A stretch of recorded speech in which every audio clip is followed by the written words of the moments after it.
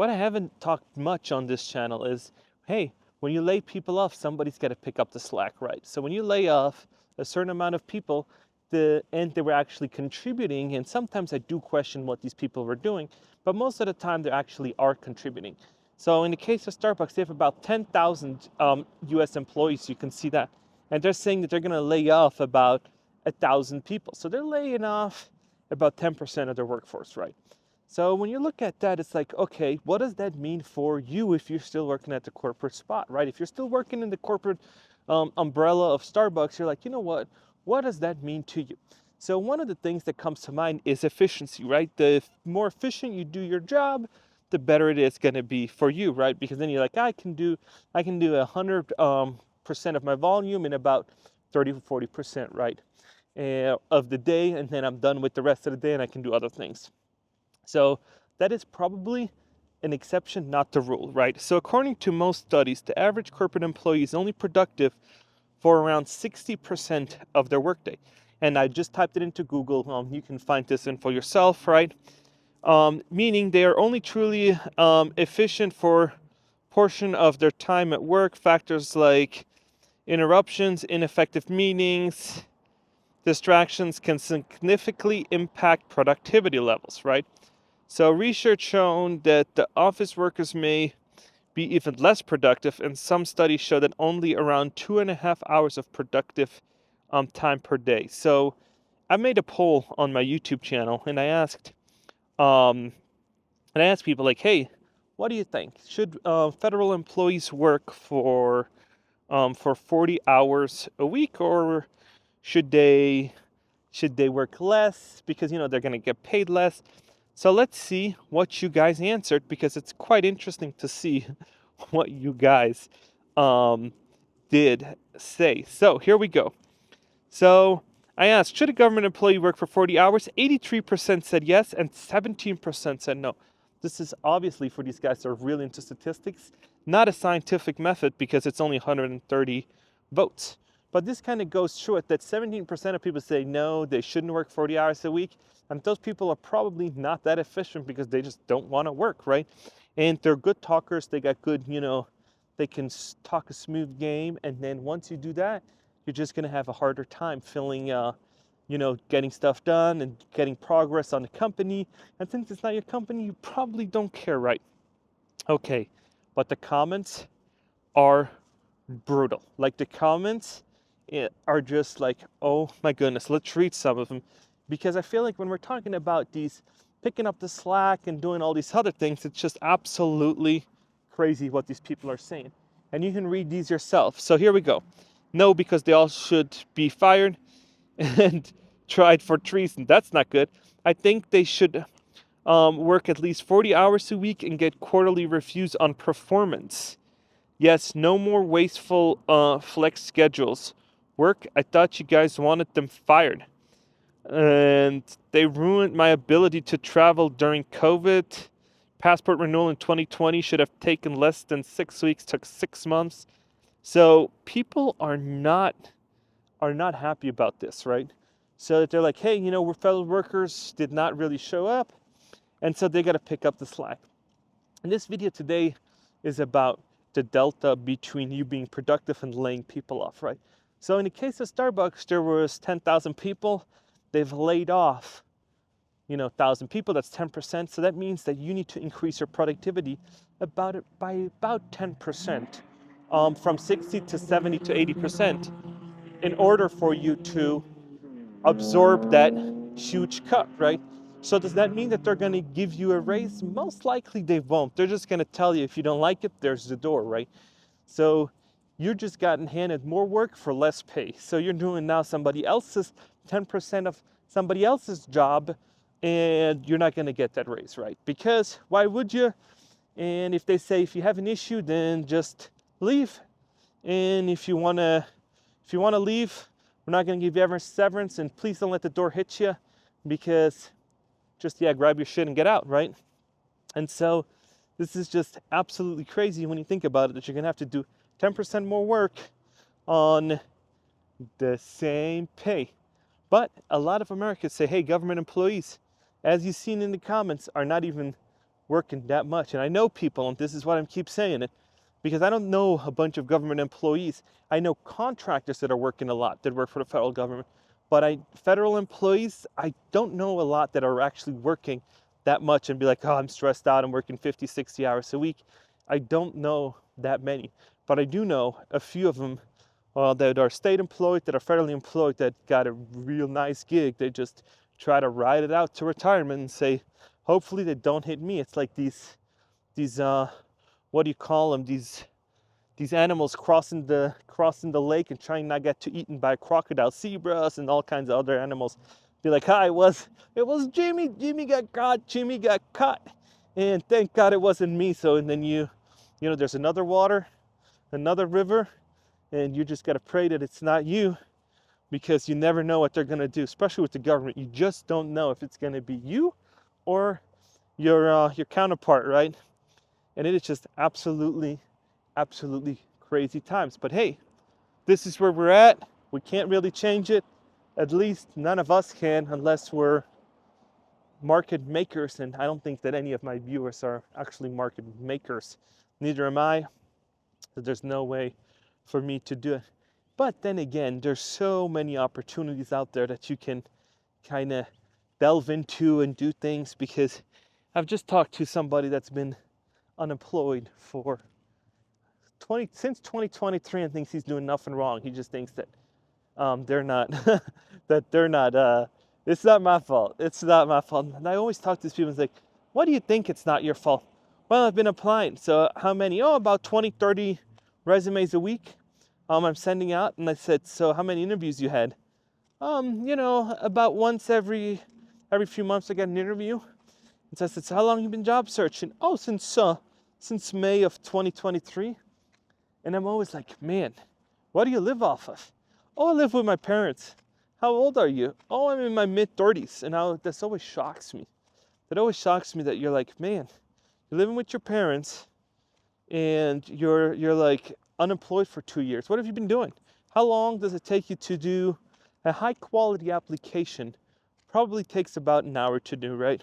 You have your resume, you have your templates, and you just change small little things and you send it out. You try to network with people and you do it. You have 40 hours a week, right? Once you're unemployed and you don't have a part-time gig, some of you guys don't, some of you guys do, then it's obviously less. But if you have a part-time gig, obviously you're going to do less job searching and, you know, you're working, right? But if you are unemployed, you have 40 hours a week that you can fully dedicate to it. And I know it's a mind-numbing task, and it's like, man, it's a repetitive task too, and those are the ones that I personally absolutely hate. You kind of do the same thing over and over and over again. So you basically come, submit, try to network, try to do this, and then you move on, and you try to document your journey, and you just try to move on. But it is just crazy how some people think, no, there's nothing wrong. There's nothing wrong. And if I'd have a son or a daughter that did like that, I say, so what's the game plan? What's the game plan? And I feel like my parents' generation is just like, oh, honey, you're okay. Just don't worry about it. A job will come once in a, you know, it will come eventually. The problem though, is that you're losing out on so much opportunity cost, right? And I keep talking about this on my YouTube channel, the financial problems. If you're not trying to start your own gig and you're not trying to become an entrepreneur and you're not trying to sell your own service where you're actually like gaining skills and doing stuff, the financial cost that it is to be unemployed is out of this world. When you look at compound interest, it's just gonna start hitting you like a tornado. It's almost like Fort Myers Beach, where these tornadoes came and just wiped it and flattened it. Because yeah, you might get inheritance, and you might, you know, once your parents or my parents pass away, you might get inheritance, maybe, right? But you need to start saving in your 30s, in your mid-30s. It's time to kick your career up like into high gear so you can make some money, because retirement is coming. Retirement is coming. I've seen these videos circulating TikTok that they're 50, and I think there was one on that went semi-viral on Twitter or X, what you want to call it, that she's 50 and she has $700 saved. And I'm really trying to keep my audience like focused and say, like you got to do this. Get a career, get something that you can multiply your money, that you can, hey, once you're 60 or 70 years old, you can say, you know what, I'm done. I want to travel the world. I want to do things, or, just have a good life. Because if you're going to be like in your 50s, it's going to be too late for you to roll it into retirement, right? It's like, man, can you retire? Of course, you can go to the Philippines, you can go to Asia, Vietnam, you can go to probably south of Mexico. There's some cheap spots, but you're not going to live like a flashy lifestyle where it's going to be like, oh my gosh, I'm going to do the greatest things. No, so you got to start putting away money. Starting in your mid 30s and 40s, you got to start really like looking in and saying, I need to make the right career moves. In your 20s, if you're unemployed and you move back in with your parents in your early 20s, don't worry about it. That happens, You lean on your parents, you try to do stuff. But when you're in your 30s or starting, you need to start being hyper focused on retirement, on doing all these other things, so you can then say, you know what, I've made it, I'm good, I got myself taken care of. And if you have kids and they want to go to college and all this other stuff, then it's like, you got to help them out and do things. But if you're so far from being, when you're so far removed from retirement, then it's like you're going to have to work till you die. And the problem with that isn't like, hey, I love what I do, I'm going to do it till I die. It's like most of the time it's something that happens to you that you can't work anymore. It's not that you're running around, with 80 years old and doing jumping jacks and, doing backflips on a treadmill. No. Those days are going to be gone. It's going to be like, oh, I'm waking up with pain.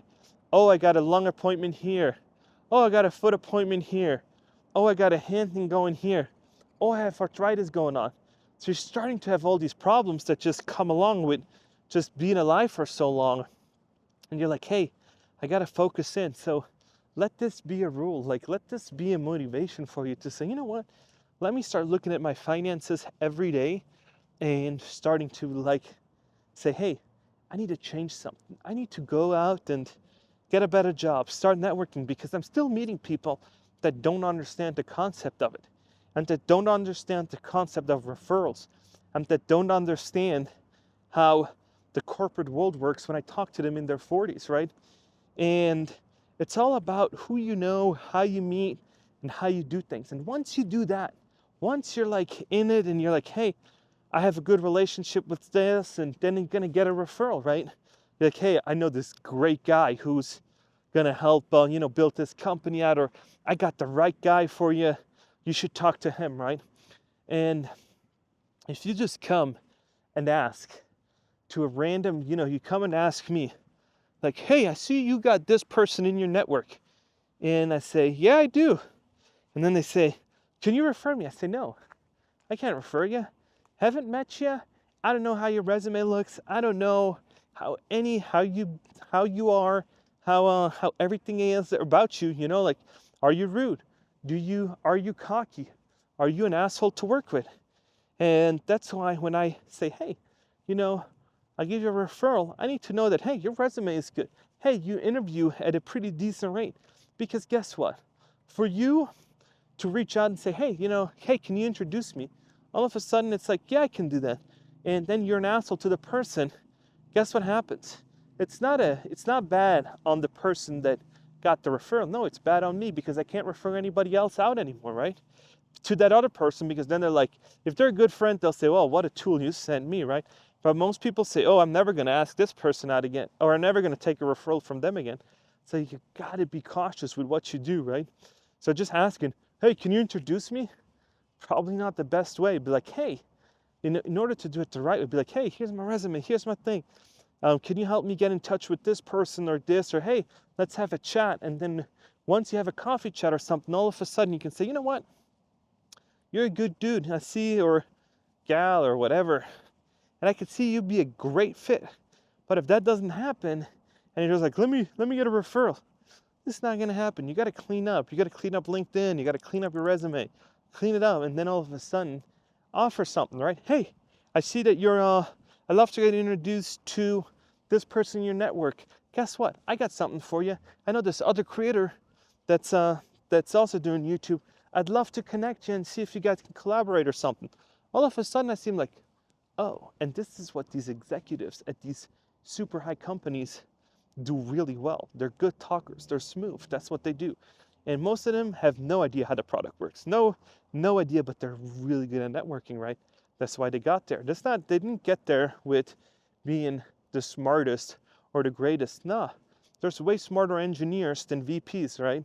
But guess what these VPs can do? They can schmooze you. They can sweet talk you. You can put them in any room and they can go around and all of a sudden talk to people from different backgrounds and do all that. So if that's what you want to do with, and I tell people you should, see if you can climb the corporate ladder and see, make more money, do better. Or if you're good where you at, try to start a side gig and just, do the entrepreneurship, chase the American dream. And that's what I'm doing in Las Vegas. And I love it. So let me know what you guys think about all this, about all these layoffs, working more, being more efficient. And yeah, are you experiencing that? If you own a shop, how do you measure people's times? If you have a shop, if you're an independent contractor, how do you do all that? How do you measure productivity? I'd love to see how you guys do it. And maybe if somebody's here who's going to start their own gig can learn from this video. So let me know what you guys think. And yeah, look at these sunsets. Look at these sunsets in Las Vegas. It is so gorgeous. So gorgeous. Perfect time to end this video. If you haven't, please like and subscribe. Thank you for all my channel members for supporting me. I love it. I love it. I love it. I'm gonna make some content coming up here for you guys, and I will see you in the next one.